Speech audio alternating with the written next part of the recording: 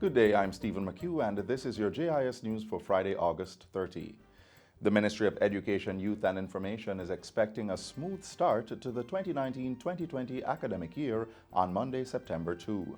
During the ministry's annual back-to-school press conference yesterday, the minister with oversight, Carl Samuda, said millions of dollars have been invested to address the needs of schools and students. The disbursement of funds by the ministry to all secondary institutions is being maintained at a maximum of $19,000 per student, and special support is in selected areas of up to $11,000 per student. A total of $11 billion, including path-feeding grants, is being provided to schools for the school year. We continue to give schools maintenance grants ranging from $150,000 to $500,000 at the secondary level.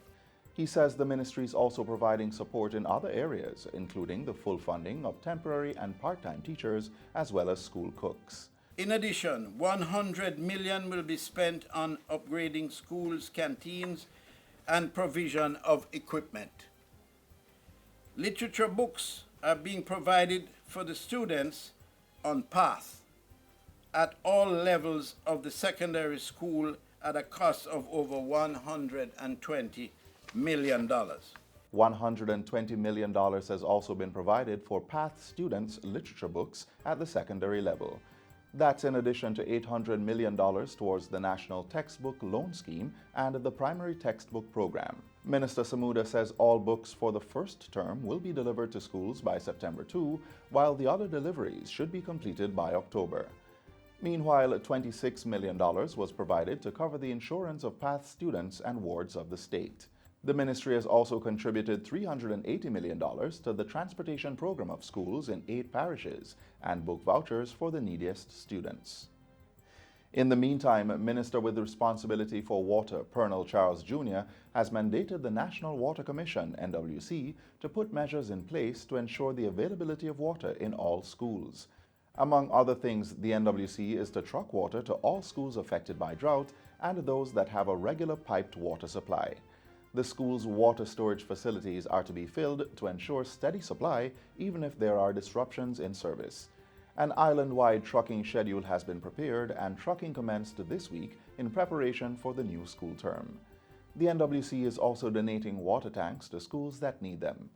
In addition, pipeline infrastructure upgrade has been carried out in St. James, which will result in an improved supply to Anchovy High School in the parish.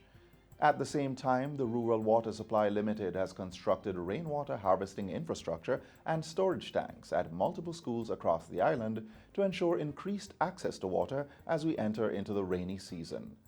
Minister Charles Jr. says NWC representatives have been assigned to maintain contact with school administrators to monitor water distribution. School administrators may contact the NWC toll-free at 888-225-5692 for assistance. Still on back-to-school preparations, the National Works Agency is putting a number of measures in place to manage traffic Monday morning and the rest of the academic year. 4 lanes of traffic will be opened to the motoring public at the stretch of Constant Spring Road from Manor Park to West Kings House Road. Vehicular traffic will also be allowed along Hagley Park Road, including the 3 miles area. Motorists traveling from the direction of Marcus Garvey Drive and the Portmore Toll Road heading to Halfway Tree will use the higher level bridge at 3 miles. Those along Spanish Town Road heading to or from downtown will use the lower level of the bridge. Traffic signals will also be installed at specific points across Kingston and St. Catherine. These include Cassava Peace Road, Mannings Hill Road, Hillman Road along Constant Spring Road, and Acadia Drive in Barbican. The locations along Hagley Park Road include Keysing Avenue, O'Mara Road, and 3 miles. Traffic signals are also expected to be in operation at Germain Road, Pepperwood, and the Nagohead or Newlands intersection in Portmore, St. Catherine. Also, the first layer of asphalt will be placed on all the corridors where major roadworks continue, while temporary lane markings will be done to reduce inappropriate use of the newly laid corridors. And the Minister with Oversight for Education, Carl Samuda, says the Jamaica Constabulary Force has agreed to do its best to manage traffic demands and changes for back to school. And they have undertaken to do their very best to facilitate the back to school demand that is going to be brought to bear on specific areas throughout the country, not just in the area that I have mentioned. The minister says he has met with the JCF and asked that sufficient police officers be deployed to direct traffic and prevent undue delays. The new academic year will commence on Monday, September 2. In other news, the Bank of Jamaica BOJ says expansion of gross domestic product GDP in the near term is forecast at an average quarterly rate of 1 to 2%. This is below the previous projection of 1.5 to 2.5%. BOJ's Governor Richard Biles made the announcement during the bank's quarterly press briefing on Thursday. Notwithstanding the expectation for a slower pace of GDP growth, Mr. Biles says labor market conditions continue to improve. Jamaica's unemployment rate fell to a record low of 7.8% in April 2019, down from 9.8% a year earlier.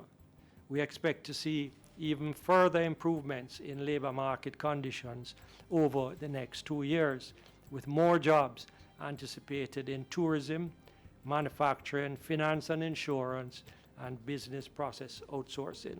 The central bank governor adds that the prospects for the Jamaican economy remain positive, even though headwinds are on the horizon in the global economy. Foreign reserves are at an adequate level, and we have a sustainable position in the current account balance of payments. Fiscal performance is strong, and public sector debt continues to decline at a steady pace. Market interest rates remain generally low. And that's it for JIS News Today. I'm Stephen McHugh. Thanks for watching.